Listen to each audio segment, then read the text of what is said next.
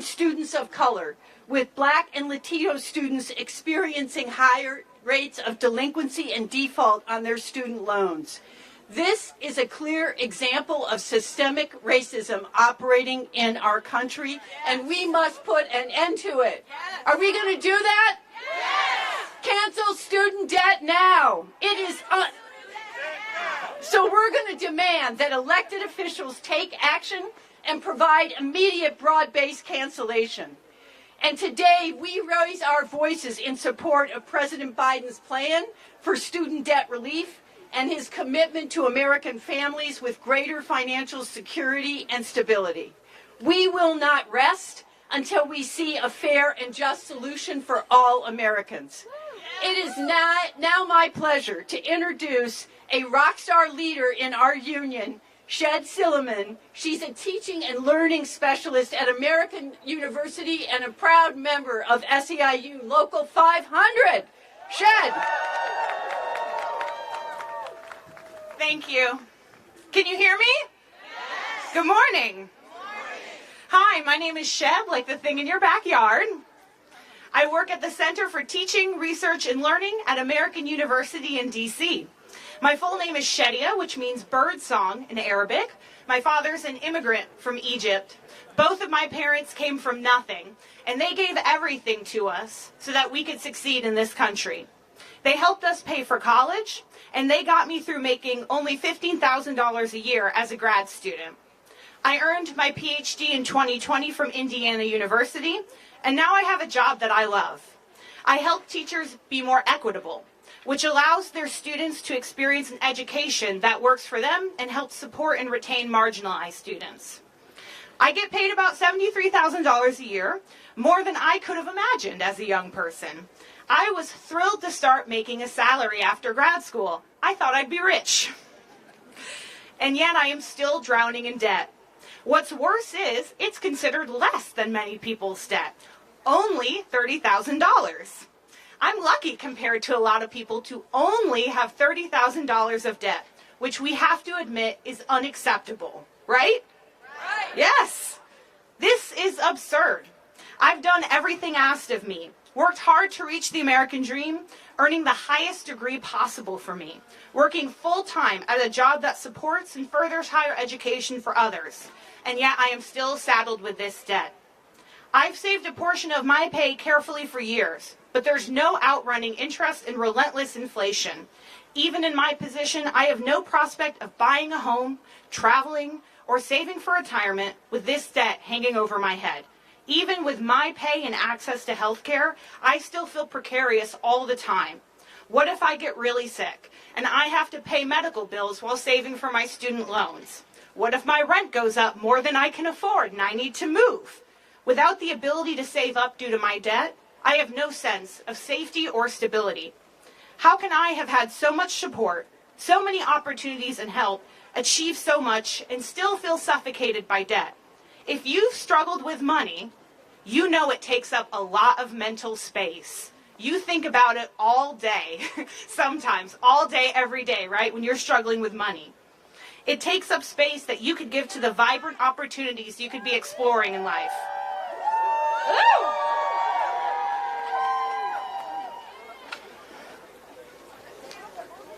I gotta find my place in my speech. Okay, now imagine life without that debt.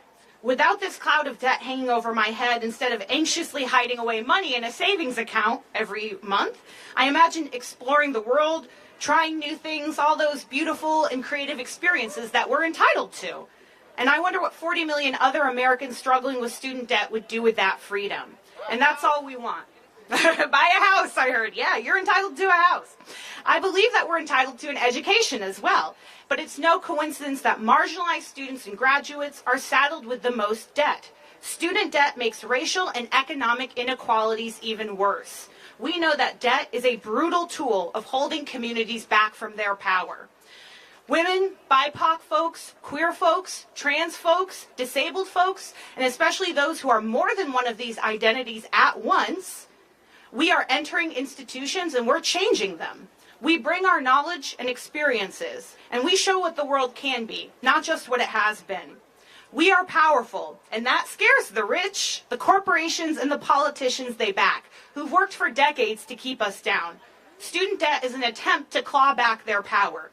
So cancellation doesn't just make sense, it's necessary, not just so we can all live full lives, but to challenge debt as a tool of oppression. Today, we're here to demand that the Supreme Court defend student debt cancellation and protect the 40 million borrowers like myself who carry student debt. Yes? Yes! Yes! All right, together in our unions and our organizations, we are powerful. And say this with me. Say, I am powerful. I am powerful. I am powerful. We are powerful. We are powerful. Thank you.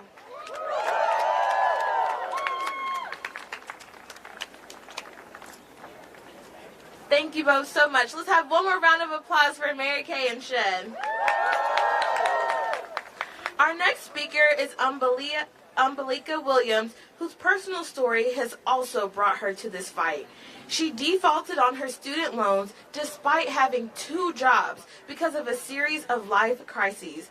President Biden's student loan debt relief has allowed her to imagine a path towards healing and financial wellness. Let's welcome Umbalika. Hey y'all, how y'all doing?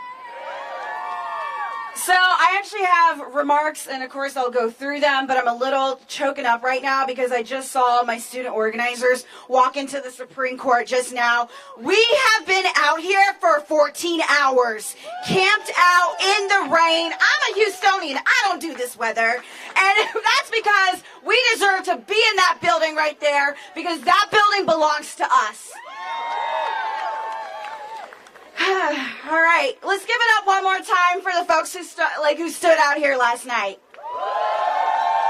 Thank you, I needed that. I'm a little tired, as you can imagine. Hello, my name is Umbalika Williams. My pronouns are she, hers. I'm the National Organizing Director out of a lovely organization called RISE. I work with hundreds of passionate young students across the country to mobilize them, to make their voices be heard at the ballot box. Also, we have been working really hard for the fight for the cancellation of student loan debt, and also to demand college to be free, because that is not a radical idea. And we've been camped out and in the rain, in the cold, and the reason why my student organizers have been out here is because, like many students, a lot of us lacked basic needs when it comes to food, housing, while also tackling thousands of student loan debt. For us, this is the fight for our lives, and this is the fight for our future, and that's why we stuck out here in the rain last night. And as I was out here in the rain, I can't help but think of my grandmother. My grandmother had 2 master's degrees. She was, my great-grandfather was a sharecropper and used every last dime that he had to make sure that my grandmother was able to graduate with 2 masters from Grambling University in Louisiana. And as a result, it was an expectation that Umbalika Williams will get a master's or a PhD. Because not only did my grandmother have 2 masters, my grandfather also had a PhD from Grambling. So this was just in the family. But that's not how life happened. And you know, I can't help but think of my own commitment to social justice and my own fight to pursuit of higher education. I spent 8 years trying to go to law school, and I still did not go to law school. I have a stack of law school, like LSAT prep books in my apartment right now that are just sitting there collecting dust. So let's talk about how Umbalika Williams is not like a lawyer sitting, you know, at the Supreme Court right now. So at one point when I graduated from college, I was in an abusive relationship. And because of that, it was really hard for me to continue to do the things that I needed to do. But at one point, I made the decision to choose myself. I left that relationship, and as a result, I was thrown into financial burden. And I defaulted on my student loans. It was also around this time that my grandmother told me, you know what, I really want to see you in a robe one of these days. Unfortunately, I am not in a robe like my grandmother wished, and despite her passing away, I know that she is damn proud that even though I can't fight for change as a lawyer, I'm fighting for change as an organizer. And so I defaulted on my student loans, and that's because student loan debt does not give us food, it does not give us shelter, it does not give us the basic needs that we need. And as a result, it's not only for me that Joe Biden's student loan debt relief allowed me to see a path forward. I am no longer in default, and I'm thriving financially. But it's really important for me to organize and work with my students so that they do not end up in the same situation that I was. So here we are today, and right now we found that about 70% of full-time students are working between 15 to 35 hours a week, and that's not enough for them to pay for college, despite working like that. Do not let these people tell us that we have student loan debt because we're lazy. Do not let these people tell us that we have student loan debt because we are not smart.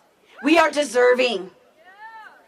And so I'm here for you all to tell you guys that this is, again, the fight for our lives. This is not only just a problem that we are dealing with, this is a multi-generational problem. My father, he is 63 years old, he's still paying off his student loans. So this ends right now. So when I say cancel, you say student loan debt, right? Cancel! Cancel! Cancel! All right, let's give it up for those who were staking out for 14 hours last night. Thank you.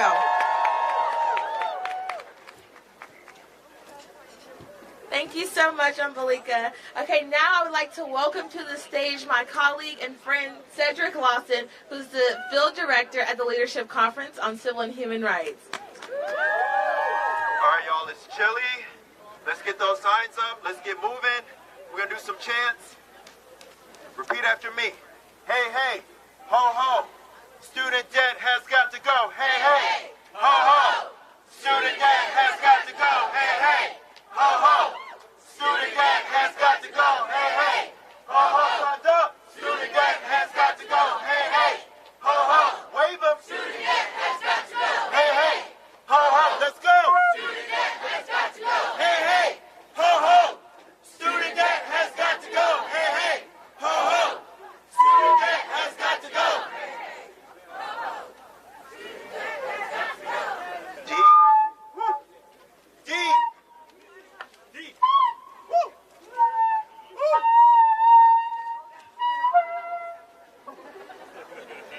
That's my singing voice. D-E-B-T, student debt is crushing me. D-E-B-T, student debt is crushing me. D-E-B-T, student debt is crushing me. D-E-B-T, student debt is crushing me. D-E-B-T, student debt is crushing me. D-E-B-T, student debt is crushing me. D-E-B-T, student debt is crushing me. D-E-B-T, student debt is crushing me. Now I think you all know this one. I know it. You know it. You got to show me what democracy looks like. So show me what democracy looks like. This is what democracy looks like. Show me what democracy looks like. This is what democracy looks like. Show me what democracy looks like. This is what democracy looks like. Show me what democracy looks like. This is what democracy looks like. Tell me what democracy looks like. This is what democracy looks like. Tell me what democracy looks like. This is what democracy looks like. Show me what democracy looks like. This is what democracy looks like. Show me what democracy looks like. This is what democracy looks like. Hey, hey, ho, ho. Student debt has got to go. Hey, hey, ho, ho. Student debt has got to go. Hey, hey, ho, ho. Student debt has got to go. Hey, hey, ho, ho. Student debt has got to go. Hey, hey, ho, ho. Student debt has got to go. Hey, hey, ho, ho. Student debt has got to go. Hey, hey, ho, ho. Student debt has got to go. Make some noise. Make some noise so they hear you over in the Capitol.